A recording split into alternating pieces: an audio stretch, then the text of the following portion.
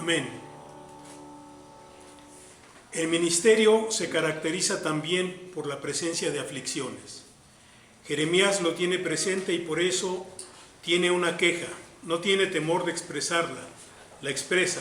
No obstante, en ella hay juicios equivocados, porque esa es una característica del dolor. Nos lleva a decir o a hacer cosas incorrectas. Como hemos visto, Jeremías fue llamado por Dios para dar testimonio durante los reinados de Josías y Sedequías, incluyendo el tiempo de la deportación de Jerusalén. Dios le dijo: antes de formarte yo en el vientre, antes de que salieras de las entrañas maternas, te consagré profeta y te destiné a las naciones. Jeremías 1:5. Y entonces, ¿qué dijo Jeremías cuando Dios le dijo esto? No sé ni hablar, soy muy joven. Y el Señor, ¿qué le contestó? No digas que eres joven, irás a todos los sitios a donde yo te envíe y dirás todo lo que yo te ordene. No les tengas miedos, pues estoy contigo para defenderte. He puesto mis palabras en tu boca. Hoy mismo te doy poder sobre naciones y reinos para arrancar y arrasar, para destruir y demoler, para construir y plantar. El modo como Dios habló con él. Y en este pasaje que acabamos de leer, podemos ver que esto que Dios le había prometido no había sucedido en el sentido clásico de realmente estaba enfrentando reinos. De repente él se enfrenta a un momento donde su ministerio es un ministerio que está luchando con la generación a la que le toca ministrar. El Señor, en ese momento de su llamamiento, le llama a él rama de almendro y le está diciendo justamente: yo puse una rama de almendro en el desierto. Habíamos dicho alguna vez cuando abordamos el pasaje que el almendro es justamente el testimonio de que Dios renueva la vida en el desierto. De eso se trata, de que tú entiendas que yo soy Dios que renuevo la vida en el desierto. Dios llama, Dios le da un mensaje, Dios le da claridad, y en el pasaje que acabamos de leer todos juntos podemos ver que ahí ya Jeremías de repente está pasando por un tiempo de desgaste personal. Y en ese momento Dios tiene que volver a hablar con él. Dios tiene que decirle: mire, la sentencia se va a cumplir, no te preocupes. Yo voy a castigar a mi pueblo porque mi pueblo me ha afrentado en serio. No, mi pueblo ha sido demasiado duro conmigo. Me ha traicionado de una manera realmente tan dolorosa que yo no voy a levantar el castigo, ¿no? Y esto es muy importante que lo tengamos presente, porque cuando el Señor le habla a Jeremías, le dice: el problema del pueblo es que saben de mí, pero me olvidaron, en el sentido de que olvidaron que tienen una responsabilidad conmigo. El detalle no es nada más que hayan vivido, que hayan recorrido. Es muy importante, Jeremías, que entiendas que tu ministerio es un ministerio de juicio, que tu ministerio es un ministerio de denuncia y a su vez es un ministerio de anuncio. Esto es, yo lo que quiero que entiendas, Jeremías, es que yo quiero que estés dispuesto a pelear y yo quiero que sepas que vas a tener que decir todo lo que yo te ordene, y lo que yo te ordeno es justamente que anuncies juicio, porque la palabra de Dios es eso, juicio, y la palabra de Dios es también perdón, y la palabra de Dios es también reconciliación. Por eso el Señor le dice cuando le llama: no les tengas miedo, si es que lo tienes. Seré yo el que deba intimidarte, en realidad. Si tú tienes miedo, yo voy a encargarme de ti. Tú tienes que cumplir tu tarea, tú tienes que hacer lo que yo quiero que hagas. Y entonces el Señor le dice: yo te he puesto como plaza fuerte, como columna de hierro y como muro de bronce. Por favor, entiéndelo, que yo lo que quiero de ti es que entiendas que yo te voy a enfrentar a todo el país, a toda una cultura, a toda una generación. Te voy a enfrentar a ellos, y entre ellos voy a enfrentar a reyes y príncipes, a sacerdotes y al pueblo. Te atacarán, pero no te vencerán. Yo estoy contigo para ayudarte. Es lo que el Señor le dice cuando lo llama. Esto es, Jeremías escuchó, entendió, aceptó, pero no dimensionó en el momento que escuchó la voz de Dios el alcance de las palabras de Dios, y eso es muy común. Muchos de nosotros en la emoción decimos: sí, Señor, yo te sigo. Sí, Señor, yo te sirvo. Sí, Señor, yo voy en pos de ti. A donde tú me lleves, yo voy. Pero cuando ya viene la realidad, esto es, cuando ya se presentan los problemas, jamás se imaginó que en el ejercicio de su tarea habría un desgaste, habría un deterioro de la fortaleza emocional y el temple de carácter que se requiere para emprender el ejercicio público del ministerio. Jeremías trabaja, anuncia el juicio de Dios, denuncia el pecado de Israel en torno a y curiosamente cuando denuncia el pecado de Israel utiliza el tono de la infidelidad sexual y el adulterio. Subraya el dolor de Dios, subraya la forma como el pueblo le ha herido y le ha traicionado y los altos costos que esto trae para Dios y que trae para el pacto que Dios tiene para con el pueblo. Por eso Dios denuncia en el capítulo 2, versículo 1, ¿qué culpa encontraron en mí vuestros antepasados? ¿Qué maldad para alejarse de mí? Se extraviaron y no supieron buscarme. Es la denuncia de Dios. No recordaron que los guié a través de la estepa. No recordaron que los guié a través del desierto. No recordaron que los guié a través de las cañadas. No recordaron que los guié en medio de la aridez. No recordaron que los protegí en medio del terror. No recordaron que yo también estuve presente en los momentos de soledad. Y curiosamente, ustedes están pisando una tierra de huertos, que es la tierra que yo les prometí, es la tierra que yo les permito que conozcan.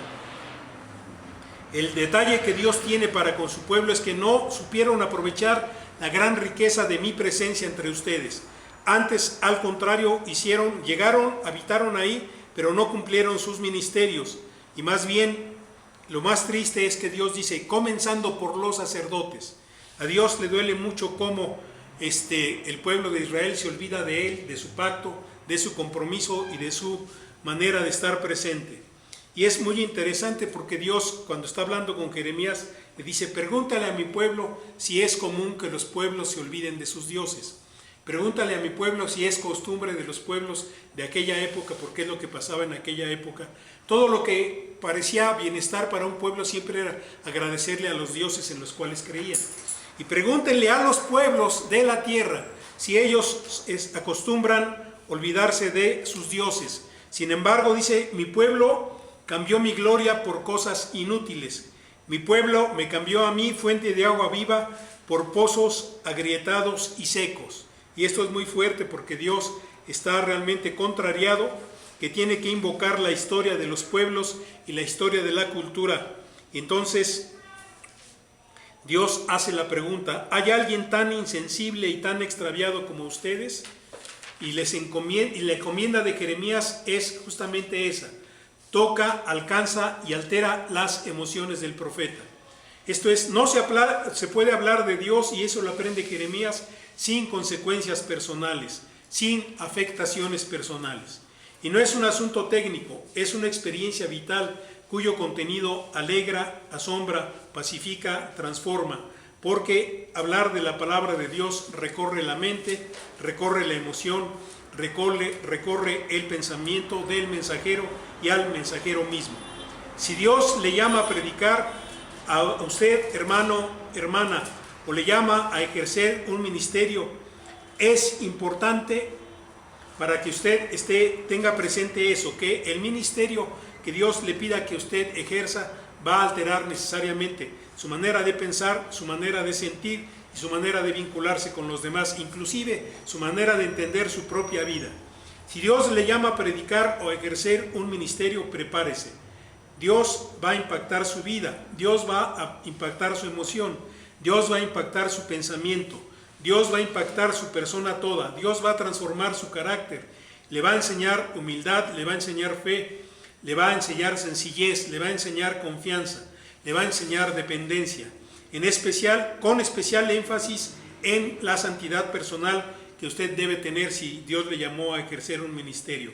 Porque se trata justamente de eso, y Jeremías no lo había dimensionado hasta el momento que él le dice en este capítulo que leímos al Señor lo que siente, lo que le pasa a él por estar predicando, es que él se da cuenta que la palabra de Dios le trastornó la vida, la palabra de Dios le alteró la emoción, la palabra de Dios lo descolocó de la confianza que él tenía como sujeto. Cualquiera de nosotros que predique la palabra del Señor tiene que tener presente eso.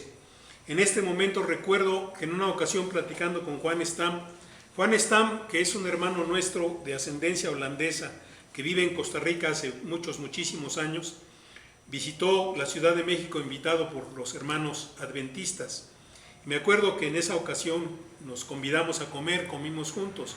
Y yo en ese momento acababa de recuperar una compilación de artículos de Juan publicados en distintos lados que había sacado un hermano de Costa Rica justamente, de nombre Arturo Piedra. Yo le decía: Juan, recibí el libro, qué bonito libro, Leo, por fin podemos ver tus artículos, que son muchísimos, regados en un solo volumen. Y me platicaba Juan en aquel entonces, me acuerdo, hace unos 10 años más o menos, me platicaba: imagínate lo que son las cosas, yo no entiendo por qué este hombre tan consagrado, que es un pastor que se encargó de compilar los textos, juntarlos, editarlos y luego mandarlos a la prensa, es un hombre que ahora que murió, a su viuda le va muy mal. La iglesia desconoció a la viuda y la iglesia la maltrata, no le quieren dar pensión a la hermana, ¿no? Y no sé por qué, decía Juan, en aquel entonces el hermano Juan Estam, yo no sé por qué a los siervos de Dios les pasan estas cosas, ¿no? Y esto es importante subrayarlo, porque Jeremías está dando testimonio que él siente que no valió la pena. Tan es así que le dice: mamá, ay de mí, porque tú diste a luz a un hombre que está peleado con todos. ¿Qué crees? No seas mamá feliz, por favor, reconoce que tu hijo tiene problemas, ¿no? Y es lo que él, cuando se refiere en estos primeros versículos, justamente porque entiende que cuando nosotros somos llamados por el Señor, tenemos que aprender a no sorprendernos, pase lo que pasa, siempre va a haber consecuencias.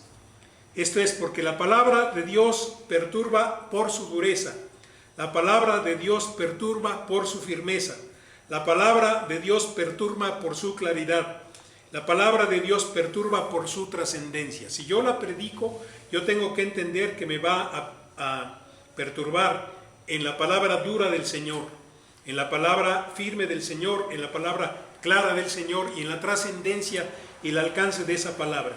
Quien la recibe tiene una experiencia diferente. Esto es, las palabras que uno recibe de parte de Dios no son palabras que se inventan solas, son palabra de Dios. Esto es, no de repente aparecieron escritas en el papel. Dios tuvo que revelarse, Dios tuvo que hablar con los siervos y siervas a quienes quería utilizar para que cada uno de nosotros, para que cada uno de las personas que tenemos oportunidad de escuchar esas palabras, pudiésemos darnos cuenta que esas palabras no son palabras cualquiera, son palabras de Dios. Esto es, no son grabaciones que vienen por ahí dando vueltas en el aire, ¿no?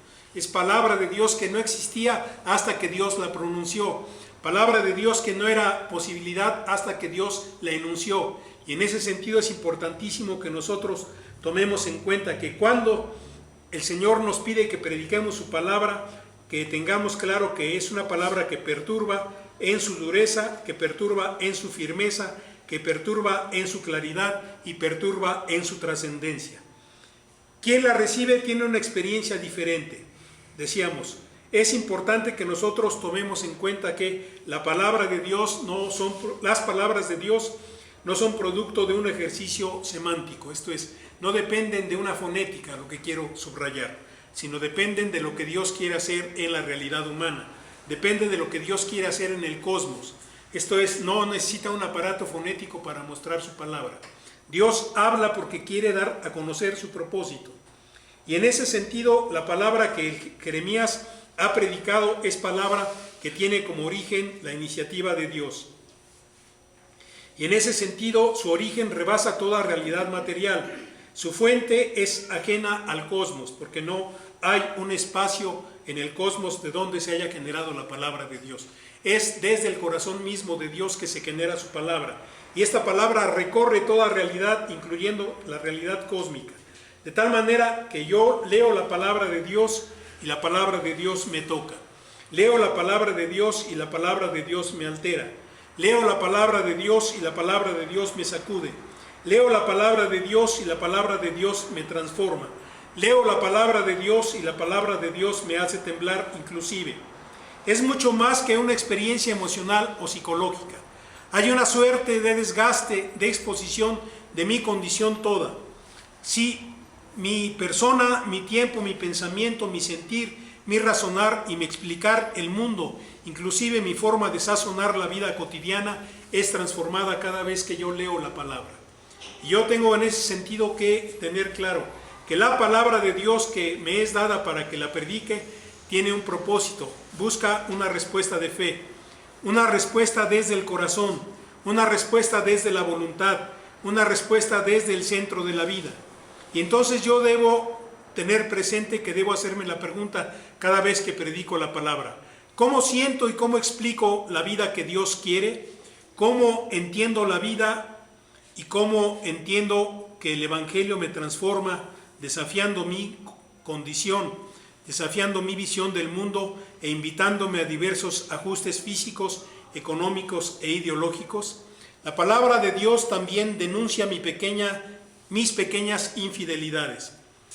Esto es, infidelidades de pensamiento, de palabra, de mirada concupiscente, porque miro, pienso y siento al otro desde la maldad que hay en mi corazón. Descalifico, condeno, desnudo, denosto, anulo, ignoro, inclusive borro o desaparezco al otro por la maldad que hay en mi corazón. Y todo eso que me hace funcionar todos los días, porque todos los días yo me doy cuenta, voy en el transporte público y algo me molesta de alguno de los vecinos de transporte que no se mueven, que son egoístas, que estorban, entre comillas, y de repente yo con mi discapacidad, pequeña discapacidad, tengo dificultades. Y entonces yo me enojo y obviamente pienso mal de la persona. Y en ese momento me recuerdo que la palabra de Dios no me ha sido dada para que yo condene a nadie. La palabra de Dios es palabra que me debe llevar a orar por mis vecinos de transporte, por las personas con las que me voy a enfrentar a lo largo del día. Algunos de ellos cercanos, otros no tan cercanos. Y esto es muy importante porque la palabra de Dios denuncia mis pequeñas infidelidades, de pensamiento, de palabra, de mirada concupiscente, porque yo descalifico, condeno, desnudo, denosto, incluso anulo, ignoro, borro y desaparezco a mi prójimo. Mi concupiscencia no permite que escuche fielmente la voz de Dios. A veces espiritualizo, condeno y descalifico, o denomino a alguien. Y esto es muy importante porque durante mucho tiempo nos referíamos a los prójimos como inconversos, como paganos, como católicos, como burgueses, como conservadores, como tranzas, como mañosos, pero no como prójimos, infectados y construidos por el pecado. Y eso es muy importante porque en el mundo en el que estamos es muy fácil condenar, ¿no es cierto? Como fulanito le va a tal partido o sutanito es afiliado a tal ideología, yo digo no le hablo, no me acerco, no me interesa. Y curiosamente la palabra del Señor me llama, me convida, me reta, me desafía a que yo vea a mi prójimo como prójimo, ¿sí? Esto es, que yo entienda que es un semejante diferente a mí, que es un semejante por el que el Señor dio la vida, un semejante que merece conocer la palabra de Dios, y mi tarea es predicarle la palabra de Dios y no denostarlo, y no decir, no, contigo no quiero ni hablar, porque esa es mi pequeña infidelidad.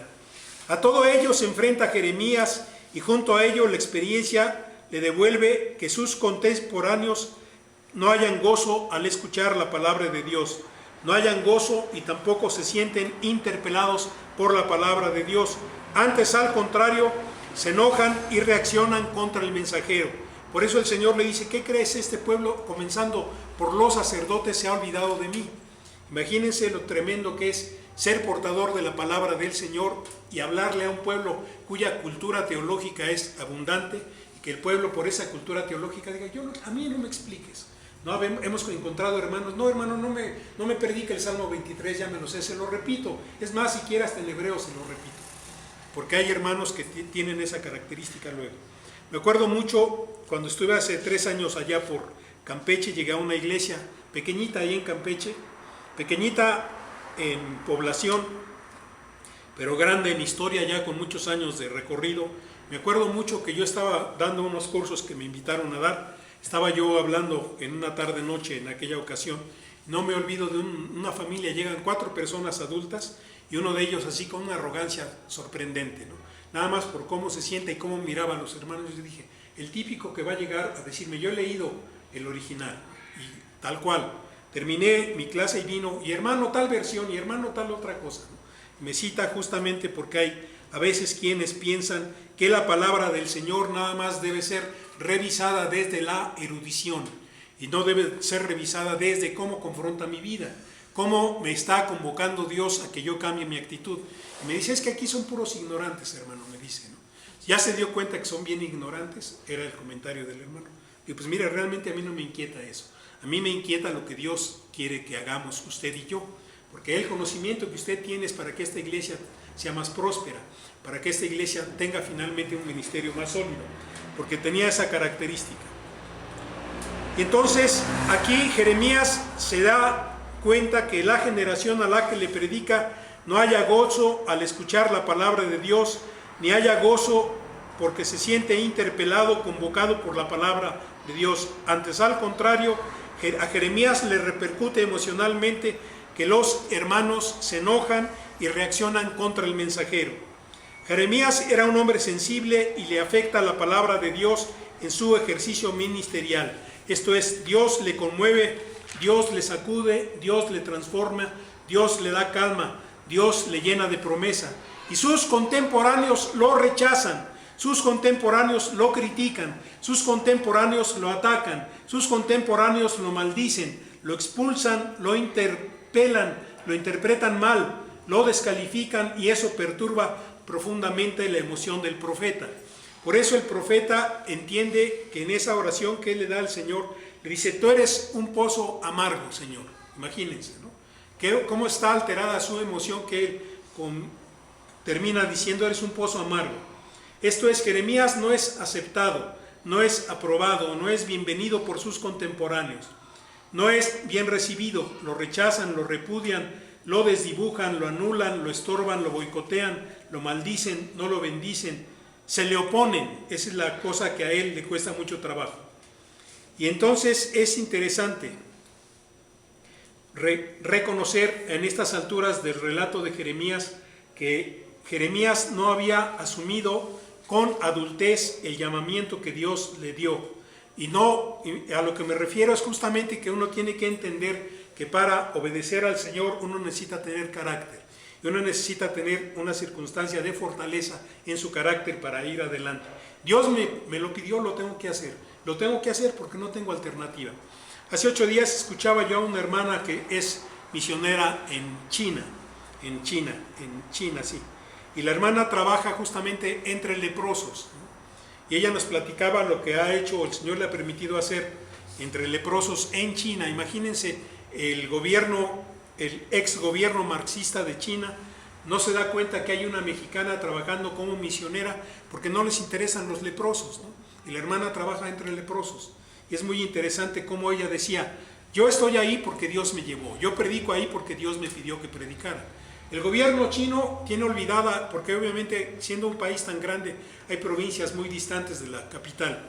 Si yo estoy en una provincia muy muy distante y en el leprosario donde trabajo ninguna autoridad se acerca, hay recursos, desde luego hay recursos, hay apoyo, pero a ella no le pueden decir nada porque dice: yo estoy haciendo lo que el gobierno no puede hacer, no hace. Y eso es muy importante porque, insisto, a Jeremías toda esta circunstancia ya le había alterado sus emociones. Y esto es, a mi juicio, producto de que no había entendido que el llamamiento del Señor se asume con adultez.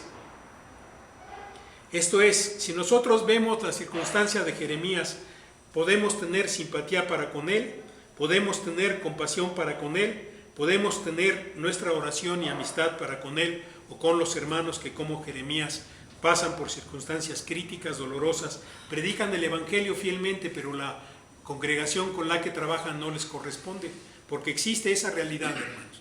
Quiero que lo sepamos. Hay hermanos nuestros que han dado su vida visitando hospitales, visitando cárceles, visitando situaciones muy críticas, y nadie se acerca para decirle: hermano, ¿qué necesita? Hermano, ¿puedo orar por usted? Y entonces nosotros tendremos que reconocer. Al parecer, a Jeremías, como a muchos, le tocó vivir su ministerio en solitario. Predicó, enseñó, comunicó la palabra para experimentar rechazo, para caminar solo y descubrir que hacerse cargo implica un pequeño desgaste de la experiencia, implica un vacío personal que no se corresponde con el contenido de lo que se comunica. Él hablaba de un juicio justo, de un reproche, de una denuncia de Dios, de una sentencia y castigos venideros. No perdió de vista que el Dios que castiga es también el Dios que perdona. El Dios que advierte es el Dios misericordioso. El Dios que hace todas las cosas nuevas. el Dios que equilibra amor y dureza, amor y perdón, juicio y santificación. Su teología explica eso, sus emociones no van de la mano de lo que él está enseñando. El profeta de Dios, el hombre llamado por Dios, no supo deslindar la respuesta al mensaje del efecto personal del mensaje. Su comprensión o teología de la predicación no descansaban en la confianza de Dios, que dijo que su palabra no volvería vacía, o no conocía o no supo esperar que la palabra del Señor no volviera vacía. Esto es algo muy importante que nosotros tengamos presente. Yo tengo que predicar con fe. Ya no está Nacho, pero quería que Nacho escuchara esto, porque Nacho me dice, es que me invitan a predicar. Fue a visitar a los hermanos de lo que era antes la casa de él, el café La Casa de él. Lo convidan a predicar. ¿Y qué predico? Pues lo que Dios te dé. Y es que me siento, como a todos nosotros nos pasa cuando nos piden que prediquemos, pasamos y estamos aquí, ¿no es cierto? Porque ¿cómo yo voy a hablar de la palabra del Señor, ¿no es cierto? A todos nos pasa, aún a los que no nos ponemos evidentemente temblorines, ¿no es cierto? Nos pasa que la palabra de Dios nos desafía. Y nosotros tenemos que predicar con fe, porque es la palabra de Dios, la mejor semilla que hay en el universo entero. Es lo que nosotros anunciamos. Y esto es muy importante. La predicación sin fe suele interrogar, ¿qué le pareció el sermón, hermana? ¿Qué le pareció el sermón, hermana? Yo no tengo que preguntarle a mi hermano qué le pareció, porque puede ser que mi hermano esté en la condición de los contemporáneos de Jeremías, que escuchando no escuchen, que teniendo claro lo que Dios les pide no lo quieran hacer. Entonces, ¿para qué le pregunto qué le pareció el sermón? Me va a decir, no, hermano, es muy duro lo que usted predica. Es la palabra de Dios lo que yo predico.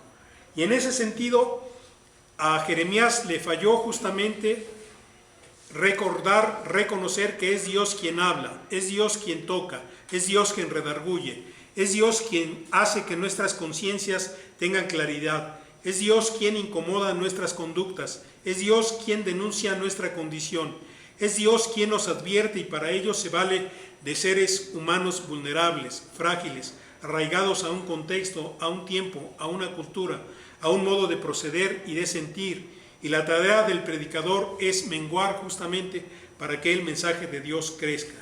La tarea del predicador es hacer posible que la escucha tenga ante todo su encuentro, que quien escucha tenga ante todo un encuentro con Dios, con el poder de Dios, con el amor de Dios, con la enseñanza de Dios, con la corrección de Dios, con la santidad de Dios, con la transformación de Dios. Nunca es un asunto de oratoria. Nunca es un asunto de ideas espectaculares. Nunca es una historia, un asunto de historias sobresalientes, ni un asunto de grandes moralejas. Solo hay que hablar lo que Dios dice. Solo hay que hablar lo que Dios enseña. Solo hay que hablar de lo que Dios busca. Solo hay que hablar de lo que Dios quiere. Solo hay que hablar de lo que Dios se propone, sin adornos, sin ambajes, sin complacencias, sin técnicas de argumentación, con emoción y con gratitud, en esperanza y en fe. Esto es, se siembra la preciosa semilla. Jeremías se siente solo, abandonado por Dios, repudiado por sus prójimos, al grado de invocar a su madre y decirle, me engendraste para pelear y para discutir por todo el país. Pero quiero decirte, mamá, que no le he prestado dinero a nadie y ni he pedido prestado, pero todos me maldicen. Esto es, sin razón me atacan, sin razón me tratan mal y me hacen sentir como me siento. Y Dios le dice, no te he fortalecido para bien, no he intervenido en tu favor cuando el enemigo te causaba desgracia y peligros. ¿Puede acaso romperse el hierro? ¿Puede acaso romperse el bronce? Yo voy a entregar al pillaje tus riquezas, y esta es palabra para él y para todo el pueblo. Yo voy a entregar al pillaje sus tesoros por los pecados que han cometido en todo el territorio, en un país desconocido además. Y el Señor le vuelve a decir a Jeremías, no te olvides y ocúpate de mí, véngame de quienes me persiguen. Tus palabras, le dice Jeremías al Señor, yo las devoraba, me servían de gozo, de alegría en mi corazón. Y ahí Jeremías pone el contraste entre él y su generación. Mientras mi generación denosta tu palabra, Señor, yo quiero decirte que tus palabras, cada vez que las he escuchado, han sido gozo y alegría para mí. Yo, Señor, he reconocido y soy portador de tu nombre, tú eres el Dios del universo, yo soy tu profeta. Y entonces es cuando Jeremías le dice, ¿por qué dura tanto mi dolor y mi herida se vuelve incurable y se vuelve imposible de sanar? ¿Por qué eres para mí un cauce engañoso, Señor? ¿Por qué eres para mí aguas inconstante? Y entonces cuando Jeremías le reprocha a Dios esta circunstancia, Dios le dice, hay un pequeño detalle que estás olvidando. Tú tienes que ejercer tu ministerio.